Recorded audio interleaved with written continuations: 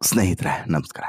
Challenge star D boss Darshan ಈ ರೇಣುಕಾಸ್ವಾಮಿಯ ಪ್ರಕರಣದಲ್ಲಿ ಜೈಲು ಸೇರಿದ್ದು, ಜೈಲಿನಿಂದ ಹೊರಗಡೆ ಬಂದಿರೋದು, ಜಾಮೀನನ್ನು ಪಡ್ಕೊಂಡಿರೋದು ಮತ್ತು ಈ ಸಂಕಷ್ಟದ ಸಮಯದಲ್ಲಿ ಅವರಿಗೆ ಬೆನ್ನಿಗೆ ಬೆನ್ನಾಗಿ ನಿಂತಿರೋದು ಅವರ ಪತ್ನಿ ಅನ್ನೋದರಲ್ಲಿ ಎರಡನೇ ಮಾತೇ ಇಲ್ಲ. ಈ ದರ್ಶನ್ ಜೈಲಿಗೆ ಸೇರಿದಂಥ ದಿನದಿಂದನೂ ಕೂಡ ನಿರಂತರವಾಗಿ ದೇವಸ್ಥಾನಗಳಿಗೆ ಹೋಗ್ತಾ ಬಂದಂತಹ ಈ ವಿಜಯಲಕ್ಷ್ಮಿಯವರು ಪ್ರತಿಯೊಂದು ದೇವಸ್ಥಾನದಲ್ಲೂ ಹೋಗಿ ಒಂದು ಹರಕೆಯನ್ನು ಹೊತ್ತು ಪೂಜೆಯನ್ನು ಸಲ್ಲಿಸಿ ಬಂದಿದ್ರು. ಜೊತೆಗೆ ಅವತ್ತು ಸಾಕಷ್ಟು ಪ್ರಯತ್ನವನ್ನು ಮಾಡಿದರು. ಅದರಲ್ಲೂ ಕೂಡ ದೇವಿಯ ದೇವಸ್ಥಾನಗಳಿಗೆ ಹೋದಂತಹ ಈಕೆ ಹೋದಲ್ಲೆಲ್ಲ ವಿಶೇಷವಾದಂಥ ಪೂಜೆ ಪುನಸ್ಕಾರ ಪ್ರಾರ್ಥನೆಯನ್ನು ಮಾಡ್ಕೊಂಡು ಬಂದಿದ್ದರು. ಇದೇ ರೀತಿ ಈಗ ಯಾವಾಗ ದರ್ಶನ್ಗೆ ಈ ಪ್ರಕರಣದಿಂದ ಜಾಮೀನನ್ನು ಸಿಕ್ಕಿ ಹೊರಗಡೆ ಬರುವಂತಹ ಸಾಧ್ಯತೆ ಅಥವಾ ಅವಕಾಶ ಆಯಿತೋ, ಇದಾದ ಬಳಿಕ ಈಗ ಅಲ್ಲಿಗೆ ಹೋಗಿ ಮತ್ತೆ ಪೂಜೆ ಸಲ್ಲಿಸುವಂಥ ಕೆಲಸವನ್ನು ಮಾಡ್ತಿದ್ದಾರೆ. ಜೊತೆಗೆ ದರ್ಶನ್ಗೆ ದೇವಿಯ ಬೆಂಬಲ ಸಿಗಬೇಕು, ಶಕ್ತಿಪೀಠಗಳ ಬೆಂಬಲ ಸಿಗಬೇಕು ಅನ್ನೋಂಥ ಪ್ರಯತ್ನವನ್ನು ಮಾಡ್ತಿದ್ದಾರೆ. ಇದೇ ಕಾರಣಕ್ಕೆ ಈಗ ಮತ್ತೆ ಆ ಹಿಂದೆ ಹೋಗಿದ್ರಲ್ಲ, ಯಾವಾಗ ದರ್ಶನ್ ಜೈಲಿಗೆ ಹೋಗಿದ್ರು ನೋಡಿ, ಆಗ ಹೋಗಿದ್ರಲ್ಲ ಅದೇ ದೇವಸ್ಥಾನಕ್ಕೆ ಹೋಗಿ ವಿಶೇಷವಾದಂಥ ಪೂಜೆಯನ್ನು ಸಲ್ಲಿಸಿ ಬಂದಿದ್ದಾರೆ. ಜೊತೆಗೆ ಆ ಶಕ್ತಿಪೀಠಕ್ಕೆ ಹೋಗೋದ್ರ ಮೂಲಕ ಅವತ್ತು ಹೊತ್ತಿದ್ದಂಥ ಹರಕೆಯನ್ನು ಬಹುಶಃ ಇವತ್ತು ತೀರಿಸಿದ್ದಾರಾ ಅನ್ನುವಂತಹ ಪ್ರಶ್ನೆ ಕೂಡ ಎತ್ತಿದೆ. ಹಾಗಾದರೆ ಯಾವ ದೇವಸ್ಥಾನ, ಎಲ್ಲಿಗೆ ಹೋಗಿದ್ರು ಎಲ್ಲವನ್ನು ಕೂಡ ಹೇಳ್ತಾ ಹೋಗ್ತೀನಿ. ಅದಕ್ಕಿಂತ ಮುಂಚೆ ನೀವು ಇನ್ನೂ ಕೂಡ ನಮ್ಮ ಚಾನಲನ್ನು ಸಬ್ಸ್ಕ್ರೈಬ್ ಮಾಡಿಲ್ಲ ಅಂದರೆ ದಯವಿಟ್ಟು ಕೂಡಲೇ ಸಬ್ಸ್ಕ್ರೈಬ್ ಮಾಡಿ ಸ್ನೇಹಿತರೆ. ಚಿತ್ರದುರ್ಗದ ರೇಣುಕಾಸ್ವಾಮಿಯ ಹತ್ಯೆ ಕೇಸ್ನಲ್ಲಿ ಅರೆಸ್ಟ್ ಆಗಿ ಜೈಲು ಸೇರಿದಂತಹ ದರ್ಶನ್ ಈಗ ಬೇಲನ್ನು ಪಡೆದು ಸದ್ಯ ಹೊರಗಡೆ ಬಂದಿದ್ದಾರೆ.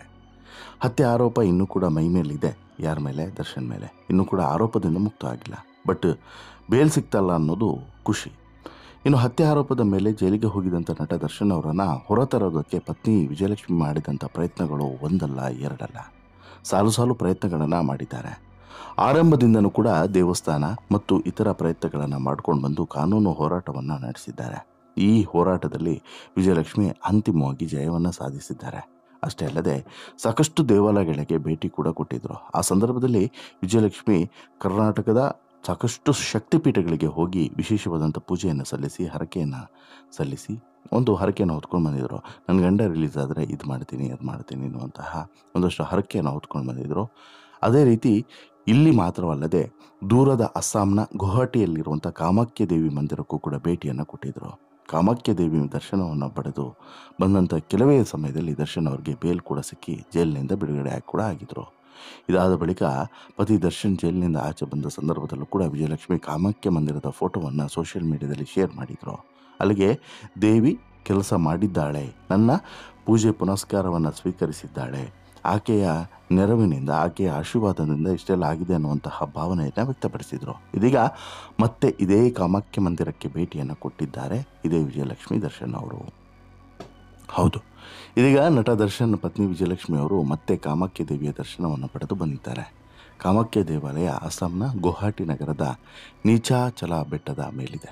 ಇದು ಭುವನೇಶ್ವರಿ, ಬಾಗಲಾಮುಖಿ, ಚಿನ್ನಮಸ್ತ, ತ್ರಿಪುರ ಸುಂದರಿ ಮತ್ತು ತಾರಾ ಅವರನ್ನು ಒಳಗೊಂಡಂತಹ ದಾಸ ಮಹಾವಿದ್ಯದಂತೆ ತಾಯಿಯ ದೇವಿ ರೂಪದ ವಿವಿಧ ರೂಪಗಳನ್ನು ಇಲ್ಲಿ ಹೊಂದಿರುವಂಥ ವೈಯಕ್ತಿಕ ದೇವಾಲಯಗಳ ಸಂಕೀರ್ಣದಲ್ಲಿ ಮುಖ್ಯ ದೇವಾಲಯ ಆಗಿದೆ. ಭಕ್ತರ ನಂಬಿಕೆಯ ಪ್ರಕಾರ ಈ ದೇಗುಲದಲ್ಲಿ ಯಾರಾದರೂ ಹರಕೆಯನ್ನು ಹೊತ್ತಿದ್ರೆ ಆ ಕಾರ್ಯ 100ಕ್ಕೆ 100 ಭಾಗ ಖಂಡಿತವಾಗ್ಲೂ ಕೂಡ ನೆರವೇರ್ತದೆ ಅನ್ನುವಂಥ ನಂಬಿಕೆ ಇದೆ.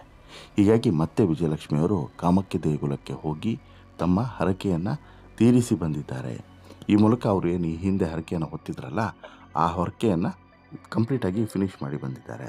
ಅಲ್ಲಿಗೆ ಒಂದಂತೂ ಕ್ಲಿಯರ್ ಅಲ್ವಾ, ಅಂದರೆ ಈ ಹಿಂದೆ ಏನೋ ಹರಕೆಯನ್ನು ಹೊತ್ತಿದ್ರೋ ಅದನ್ನು ತೀರಿಸುವಂಥ ಕೆಲಸವನ್ನು ವಿಜಯಲಕ್ಷ್ಮಿ ದರ್ಶನ್ ಅವರು ಈ ಮೂಲಕ ಮಾಡಿದ್ದಾರೆ ಅನ್ನೋದು ಸ್ಪಷ್ಟ ಆಗ್ತದೆ. ಹಾಗಾದರೆ ಈ ಕಾಮಾಖ್ಯ ದೇವಿಯ ಸ್ಥಳ ಪುರಾಣ ಏನು, ಇಲ್ಲಿನ ಹಿನ್ನೆಲೆ ಏನು ಅನ್ನೋದನ್ನು ಒಂದು ಸಲ ಚಿಕ್ಕದಾಗಿ ನೋಡಬಾರದಾದರೆ, ಕಾಮಾಖ್ಯ ದೇವಿಯನ್ನು ಹಾಗಾಗಿ ಮುಟ್ಟಿನ ದೇವತೆ ಅಂತಲೂ ಕೂಡ ಪೂಜಿಸ್ತಾರೆ.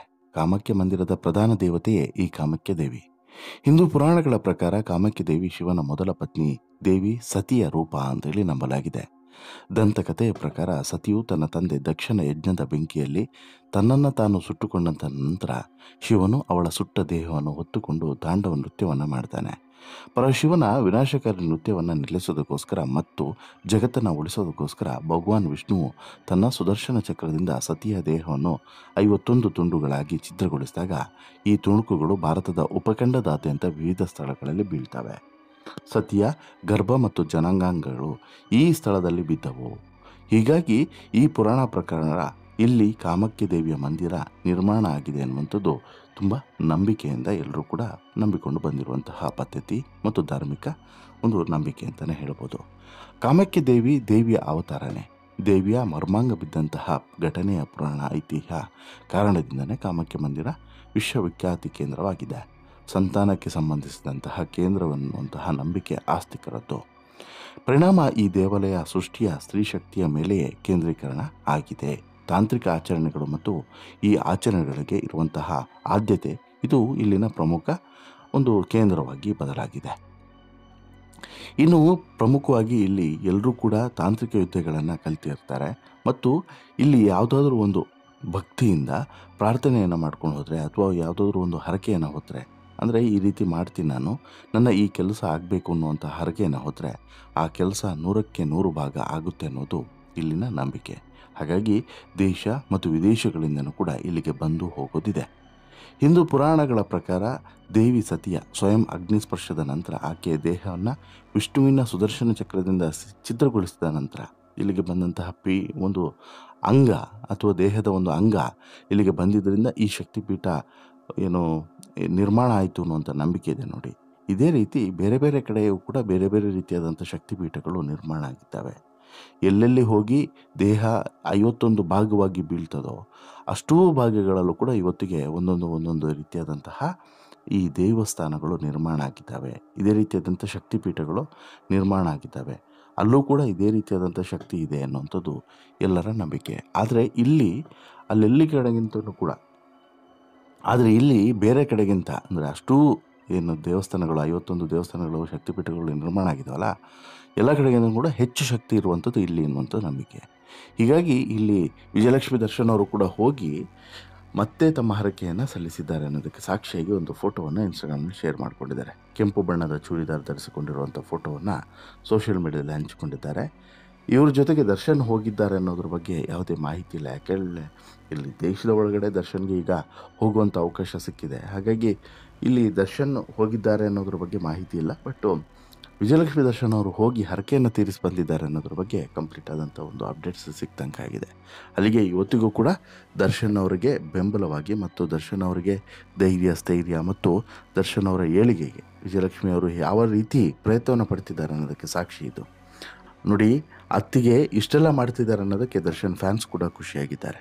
ಇನ್ನಾದರೂ ಕೂಡ ದರ್ಶನ್ ವಿಜಯಲಕ್ಷ್ಮಿ ಮಾಡಿರುವಂಥ ಈ ಎಲ್ಲ ತ್ಯಾಗ ಮತ್ತು ಇಷ್ಟೆಲ್ಲ ಪರಿಶ್ರಮಗಳಿಗೆ ಬೆಲೆಯನ್ನು ಕೊಡಲಿ ಅನ್ನೋದು ಸಾಕಷ್ಟು ಜನಾಭಿಮಾನಿಗಳು ಈಗ ಸೋಷಿಯಲ್ ಮೀಡಿಯಾದಲ್ಲಿ ಕಮೆಂಟನ್ನು ಹಾಕ್ತಿದ್ದಾರೆ. ವಾಟೆವರ್, ದರ್ಶನ್ ಬಿಡುಗಡೆ ಆದ ಬಳಿಕನೂ ಕೂಡ ವಿಜಯಲಕ್ಷ್ಮಿ ತನ್ನ ಗಂಡನನ್ನು ಕಾಪಾಡಿಕೊಳ್ಬೇಕು ಮತ್ತು ತನ್ನ ಗಂಡನಿಗಾಗಿ ಏನೆಲ್ಲ ಮಾಡಬೇಕು ಅದನ್ನು ನಿರಂತರವಾಗಿ ಮಾಡ್ತಿರೋದು ಮಾತ್ರ ಖುಷಿಯ ವಿಚಾರ ಅನ್ನೋದರಲ್ಲಿ ಎರಡನೇ ಮಾತೇ ಇಲ್ಲ.